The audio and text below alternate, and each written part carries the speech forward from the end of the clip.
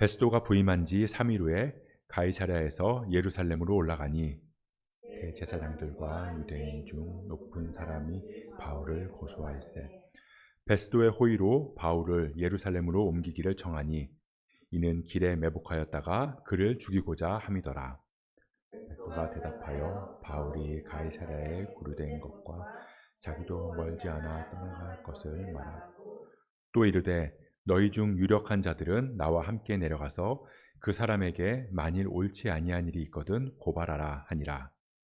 베스도가 그들 가운데서 8일 혹은 10일을 지낸 후 가이사랴로 내려가서 이튿날 재판 자리에 앉고 바울을 데려오라 명하니 그가 나오매 예루살렘에서 내려온 유대인들이 둘러서서 여러 가지 중대한 사건으로 고발하되 능히 증거를 대지 못한지라. 바울이 변명하여 이르되 유대인의 율법이나 성전이나 가이사에게나 내가 도무지 죄를 범하지 아니하였노라 하니 베스도가 유대인의 마음을 얻고자 하여 바울더러 묻되 내가 예루살렘에 올라가서 이 사건에 대하여 내 앞에서 신문을 받으려느냐. 바울이 이르되 내가 가이사의 재판 자리에 마땅히 거기서 신문을 받을 것이라. 당신도 잘 아시는 바와 같이 내가 유대인들에게 불의를 행한 일이 없나이다. 만일 내가 불의를 행하여 무슨 죽을 죄를 지었으면 죽기를 사양하지 아니할 것이나 만일 이 사람들이 나를 고발하는 것이 다 사실이 아니면 아무도 나를 그들에게 내줄 수 없나이다. 내가 가이사께 상소하노라 한대 베스도가 배속자들과 상의하고 이르되 내가 가이사에게 상소하였으니 가이사에게 갈 것이라 하니라. 수일 후에 아그리빠 왕과 버니게가 베스도에게 문안하러 가이사랴에 와서 여러 날을 있더니 베스도가 바울의 일로 왕에게 고발하여 이르되 벨릭스가 한 사람을 구류하여 두었는데 내가 예루살렘에 있을 때 유대인의 대제사장들과 장로들이 그를 고소하여 정죄하기를 청하기에 대답하되 무릇 피고가 원고들 앞에서 고소 사건에 대하여 변명할 기회가 있기 전에 내주는 것은 로마 사람의 법이 아니라 하였노라. 그러므로 그들이 나와 함께 여기 오매 내가 지체하지 아니하고 이튿날 재판 자리에 앉아 명하여 그 사람을 데려왔으나 원고들이 서서 내가 짐작하던 것과 같은 악행의 혐의는 하나도 제시하지 아니하고 오직 자기들의 종교와 또는 예수라 하는 이가 죽은 것을 살아있다고 바울이 주장하는 그 일에 관한 문제로 고발하는 것뿐이라.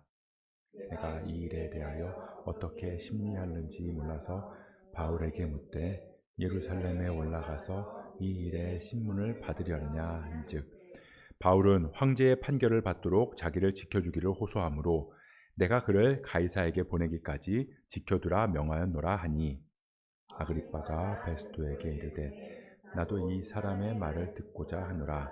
베스도가 이르되 내일 들으시리이다 하더라. 이튿날 아그리빠와 버니게가 크게 위엄을 갖추고 와서 천부장들과 시중의 높은 사람들과 함께 접견 장소에 들어오고 베스도의 명으로 바울을 데려오니 베스도가 말하되 아그리빠 왕과 여기 같이 있는 여러분이여 당신들이 보는 이 사람은 유대의 모든 무리가 크게 외치되 살려두지 못할 사람이라 하여 예루살렘에서와 여기서도 내게 청원하였으나 내가 살피건대 죽일 죄를 범한 일이 없더이다. 그러나 그가 황제에게 상소한 구로 보내기로 결정하였나이다. 그에 대하여 황제께 확실한 사실을 아랠 것이 없으므로 신문한 후 상소할 자료가 있을까 하여 당신들 앞 특히 아그리빠 왕 당신 앞에 그를 함께 읽습니다. 그 죄목도 밝히지 아니하고 죄수를 보내는 것이 무리한 일인 줄 아나이다 하였더라. 아멘.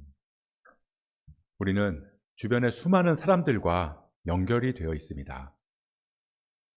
가족들도 있고 친구들도 있고 친척도 있고 학교 선후배, 직장 동료, 동호회 아니면 동네 커뮤니티 그렇게 많은 관계 안에 속해서 살아가고 있는데요.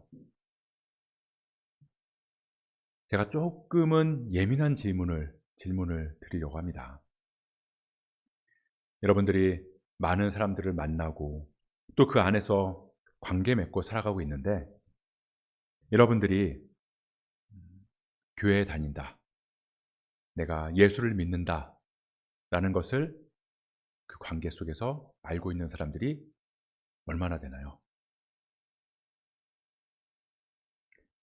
나 교회 다닌다, 나 그리스도인이다, 이렇게 자신 있게 이야기할 수 있는 사람이 있나요? 예전에는 이 동네에서도요, 저 집은 교회 다니는 집이다 라는 걸 다 알고 있었습니다. 교회 다니는 집은 무조건 교패를 다 붙였고요, 주중에도 집집마다 돌아가면서 속회 예배를 드리기도 했고, 또 주일에 교회 가는 날이면 아버지는 제일 좋은 양복 꺼내서 입으시고, 어머니도 제일 좋은 옷 꺼내 입으시고, 아이들한테도 제일 깨끗한 옷 입혀서 온 가족이 주일 아침에 성경책 옆에 끼고 그리고 교회로 향했습니다.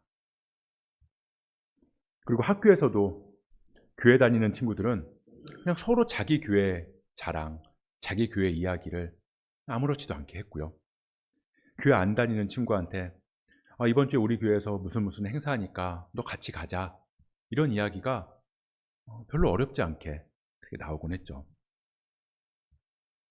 그렇게 예수 믿는다는 걸 드러내는 게 당연하고 또 자연스러웠습니다.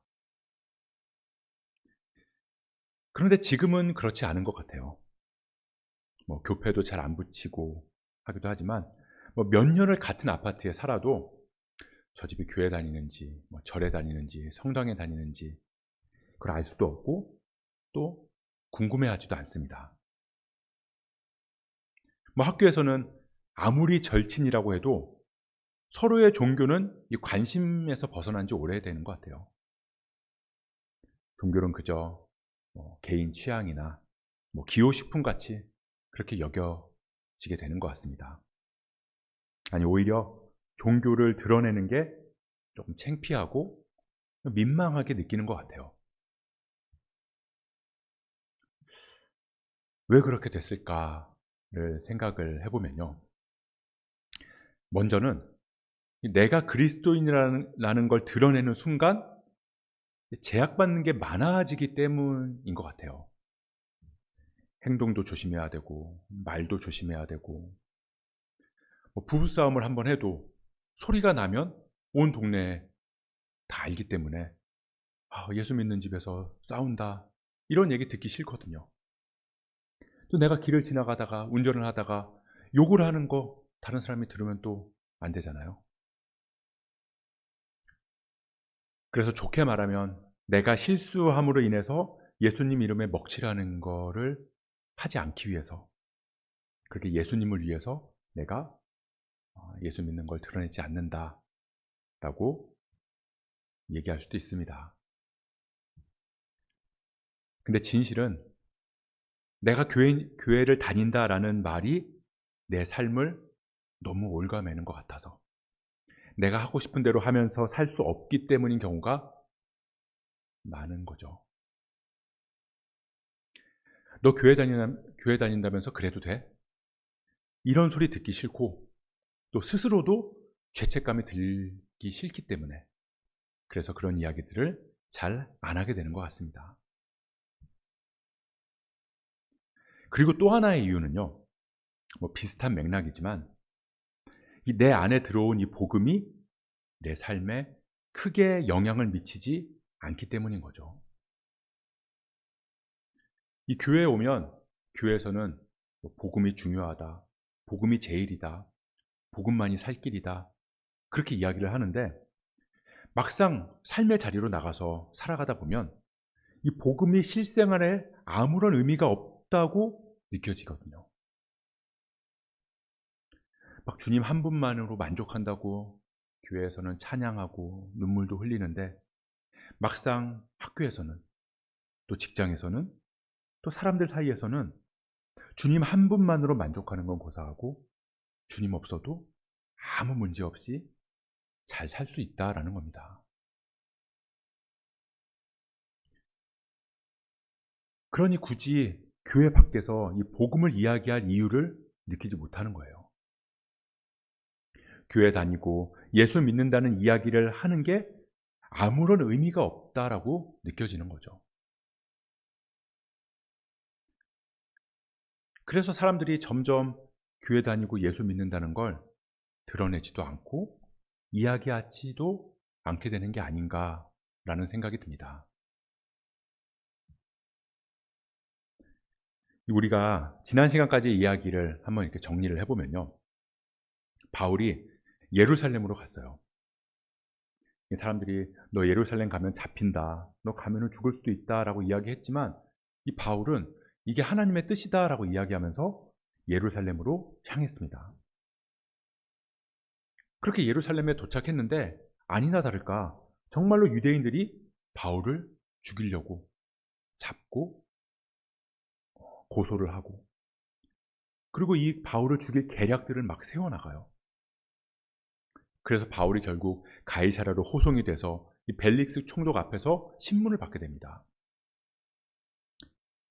근데 이 벨릭스가 바울 얘기도 들어보고 대제사장이랑 장로들 얘기도 들어봤는데, 이 아무리 봐도 바울한테 죄가 없는 거예요. 그래도 일단 바울을 가둬뒀습니다. 그리고 나서 아무 일도 없이 2년이라는 시간이 흘러갔어요. 그리고는 오늘 25장의 이 본문이 시작됩니다. 벨릭스 총독이 바울을 2년 동안 그냥 가둬뒀는데, 그 사이에 총독이 벨릭스에서 베스도로 바뀐 거죠. 베스도가 총독으로 부임하고 나서, 뭐 지금도 그렇지만 이 정치인들이 당선이 되고 나면 이제 관례상 여러 각 분야의 주요 인사들을 만나잖아요. 만나러 인사하고 또 같이 이야기를 나누고, 그런 것처럼 이 베스도도 부임을 하고 나서 예루살렘으로 간 거예요. 가서 대제사장 또 사내들인 공의회 회원들 이렇게 만나면서 서로 이야기를 나누고 친분을 조금씩 쌓아갔습니다. 근데 그 자리에서 이 유대인들이, 대제사장이랑 이 장로들이 베스도한테 바울을 예루살렘으로 다시 보내라라고 요청한 거예요. 근데 이 베스도가 좀 똑똑했던 것 같아요. 이게 어떤 문제가 생길지 자기가 지금 판단이 안 서니까 이 대제사장한테 내가 가이사랴로 얼마 있다 올라갈 건데 그때 같이 가서 신문하는 게 어떠냐라고 이야기를 합니다. 그래서 이제 올라가요. 그래서 이 베스도가 앉은 자리에서 바울을 불러내고 대제사장과 종교 지도자들이 이제 신문을 하는데, 이 베스도가 들어봐도 바울한테 죄가 없는 거죠. 그런데 이 베스도도 벨릭스와 마찬가지로 이 정치적인 이유로 바울을 석방하지 않습니다. 그리고는 바울한테 물어봐요. 너 예루살렘으로 다시 가는 건 어떠냐? 그러니까 이 바울이 아니다, 나 예루살렘으로 가지 않고 그냥 황제에게 상소하겠다라고 이야기합니다. 이 당시에 이 황제한테 상소한다는 건 이 로마 시민의 권리 중에 하나였어요. 이 로마 시민이 판결을 받기 전에 이 황제한테 판단해달라고 호소하는 거거든요. 근데 이거는 확실히 죄가 확정된 사람들은 이 권리를 쓸 수가 없어요.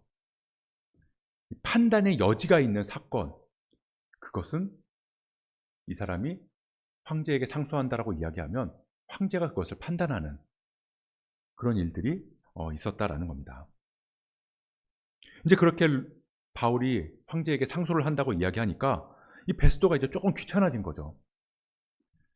황제한테 상소한다고 했으니까 황제에게 보내기는 해야 될 텐데, 뭐 그러자니 내가 볼 때는 무죄인데, 근데 죄도 없이 그냥 보내면, 아니 넌 부임하자마자 일을 이런 식으로 처리하느냐라는 얘기를 또 들을 거고, 그러면 이 통치력의 부족함이 드러나고, 그러면 자신의 이 정치 이력에 오점이 남을 것 같으니까 굉장히 고민을 많이 해요. 그래서 이 아그리빠 왕이 왔을 때 이 일에 대해서 이야기하면서 조언을 구합니다. 이 베스도가 아그리빠 왕한테 이 일에 대해서 이야기하는 게 19절 내용이거든요. 우리 이 19절 말씀 같이 한번 읽어볼게요. 25장 19절 말씀입니다. 함께 읽습니다. 시작. 오직 자기들의 종교와 또는 예수라 하는 이가 죽은 것을 살아있다고 바울이 주장하는 그 일에 관한 문제로 고발하는 것뿐이라. 둘이 얘기하는 요점이 이거라는 겁니다. 내가 볼 때는 무죄다. 이 사람들 얘기하는 건 이것뿐이다. 라고 지금 아그리빠 왕에게 이야기하는 거예요. 이 바울은 2년간 갇혀 있었어요. 죄가 없음에도. 그냥 여전히 그냥 정치적인 이유로 계속 갇혀 있었던 겁니다. 그 사이에 총독도 바뀌고 로마는 더욱더 왕성해져 가요. 사실 로마 입장에서 봤을 때, 이 총독 왕 입장에서 봤을 때 이 바울 따위는 사실 진짜 안중에도 없습니다. 갇혀있든 말든 억울하든 말든 별로 관심이 없어요. 바울이 그토록 목숨 걸고 외친 그 예수 그리스도의 복음이 베스도나 아그리빠한테는 그냥 그저 자기들만의 종교 문제 정도로 치부되고 있다는 거죠. 그렇게 목숨 걸고 외친 그 복음이 지금 이 자리에서는, 그들 사이에서는 아무런 힘도 발휘하지 못하는 것처럼 보인다는 겁니다. 근데 바로 그 부분이에요. 우리 삶도 그렇다는 겁니다. 교회에서는 복음을 강조하고 믿음이 가장 중요하다고 이야기하는데, 그래서 목숨보다 귀하다 그렇게 말하는데, 정말 그렇게 생각하세요?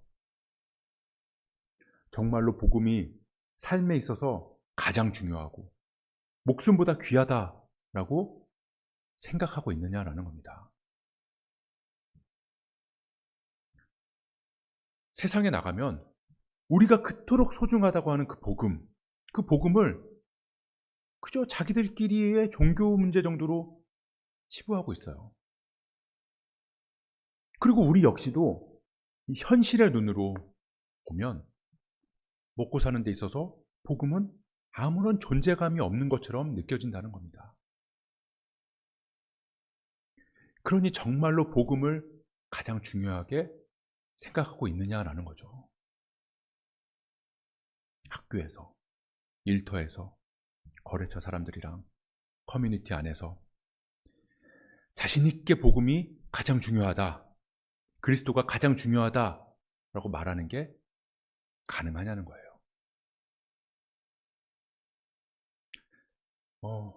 애들 어느 학원에 보내야 되고 어떤 전략을 짜서 공부를 시켜야 되고 그래야 좋은 점수를 받고 좋은 대학에 간다 라고 말하는 그 사람들 사이에서 제일 중요한 건 하나님을 믿는 믿음이다라고 말할 수 있냐고요.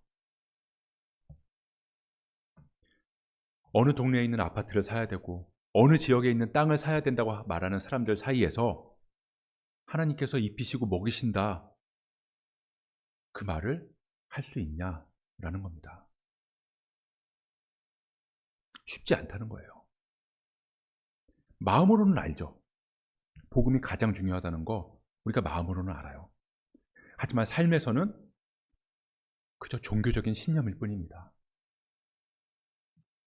사람들이 말씀이 밥 먹여주냐? 라고 말하는데 그 말에 대답하지 못해요. 왜냐하면 솔직히 나도 그런 생각이 들 때가 있거든요. 이게 무슨 의미지? 바울의 상황을 봐도 그렇거든요. 바울이 그렇게 그리스도의 복음을 외쳤는데 그 복음이 바울의 삶을 전혀 바꾸지 못해요. 어쩌면 이전에 그 벨릭스 총독이 돈을 좀 얻을까 해서 바울을 계속 불렀잖아요. 그때 그 벨릭스 총독한테 돈 몇 푼 쥐어주는 게 어쩌면 바울의 지금의 삶의 환경을 변화시키는 가장 확실한 방법이 될 수 있었던 거죠.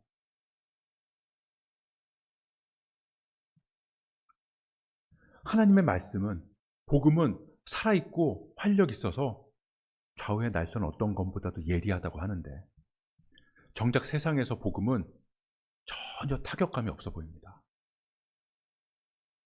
오히려 악한 세상이 더 번성하는 것 같고요. 활개치는 것처럼 느껴져요. 게다가 세상은 교회를 점점 더 미워하고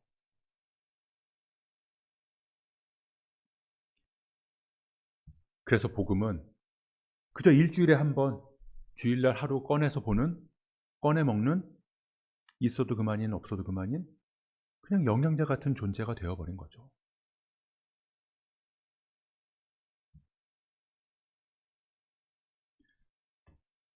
근데 하나님의 일하심은 세상을 바꾸는 데 있지 않습니다.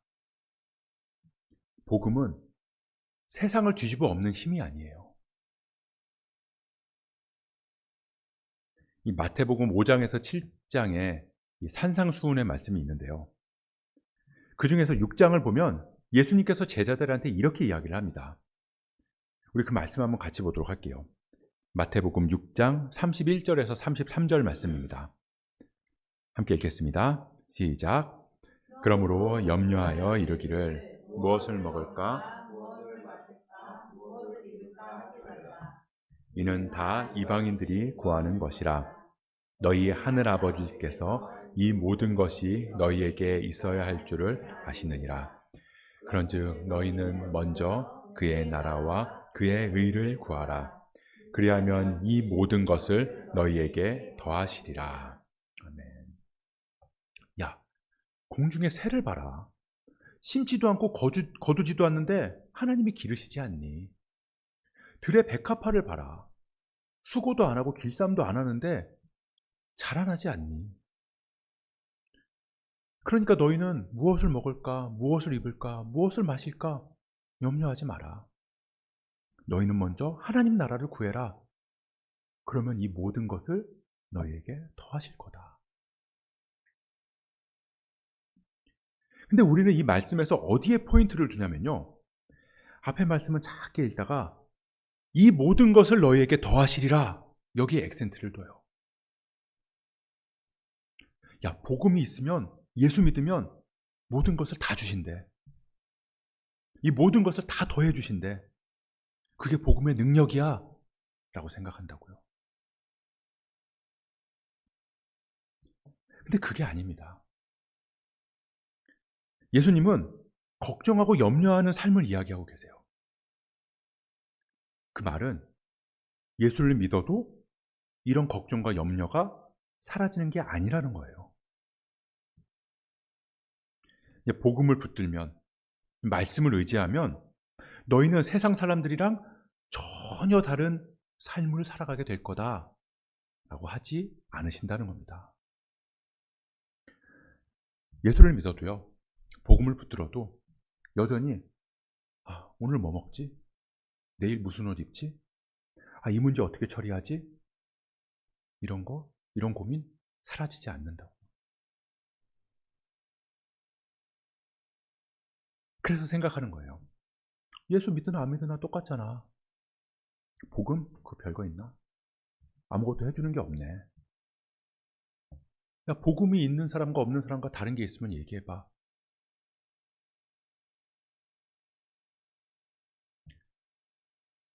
그런 상황에서 예수님은 우리에게 하나님과의 관계로 대답하라고 말씀하세요.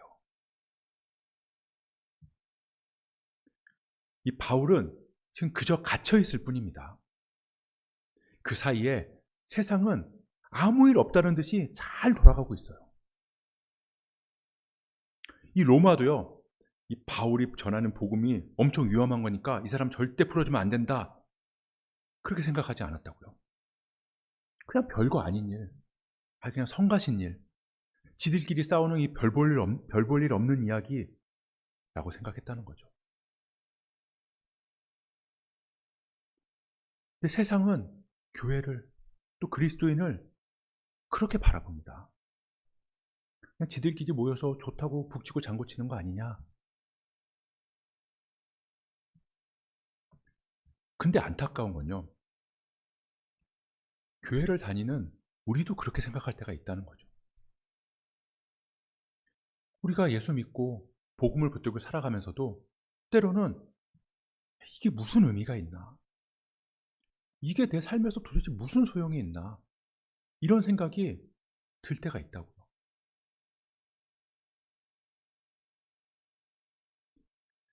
우리가 살면서 기도하고 복음을 붙들면 모든 문제가 다 해결되나요?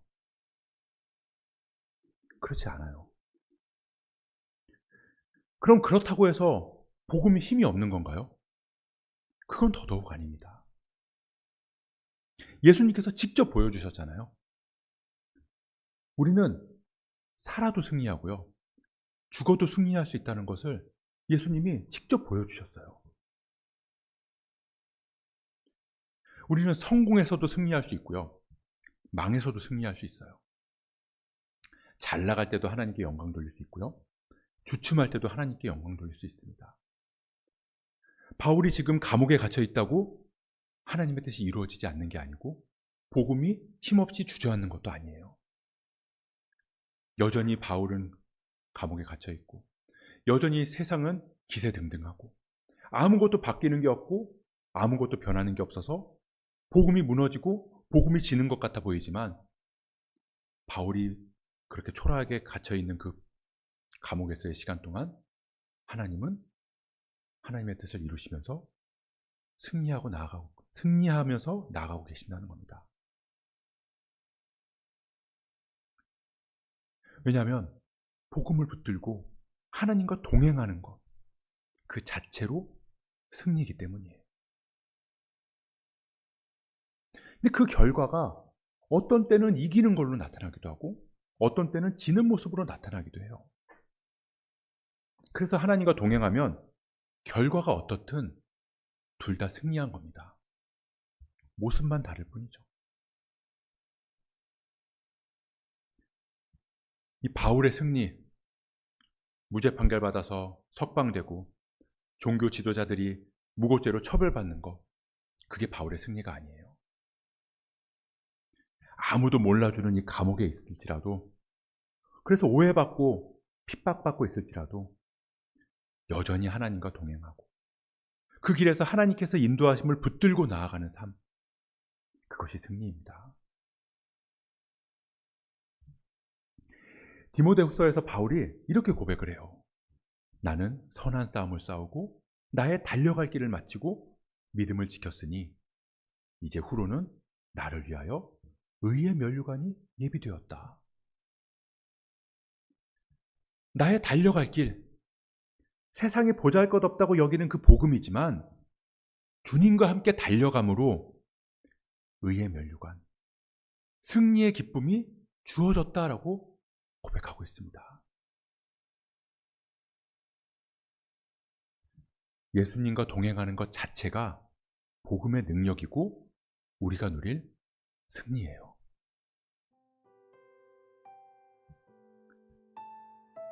복음이 점점 참을 수 없는 존재의 가벼움으로 여겨지는 이 세상에서 나는 어떻게 복음을 살아가야 하는가?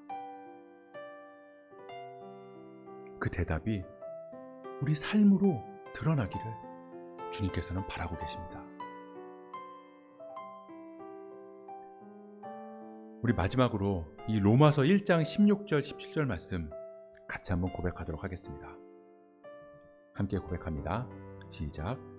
내가 복음을 부끄러워하지 아니하노니 이 복음은 모든 믿는 자에게 구원을 주시는 하나님의 능력이 됨이라. 먼저는 유대인에게요 그리고 헬라인에게로다. 복음에는 하나님의 의가 나타나서 믿음으로 믿음에 이르게 하나니 기록된 바 오직 의인은 믿음으로 말미암아 살리라 함과 같으니라. 아멘. 세상에서 날로 가벼워지고 우스워지는 복음이지만 그 복음이 우리를 살리고 우리를 승리의 길로 이끄는 그 생명의 근원이 됩니다. 우리가 복음을 부끄러워하지 않고 그 복음을 붙들고 세상 가운데서 담대하게 나아간다면 그 복음이 우리를 지키고 또 우리를 하나님의 구원에 이르는 길로 인도할 줄 믿습니다. 그렇게 우리가 주님의 자녀로서 복음에 붙들린 사람으로서 그 생명의 근원되는 그 복음을 우리가 잊지 않고 날마다 승리하며 나아갈 수 있기를 주님의 이름으로 축복합니다.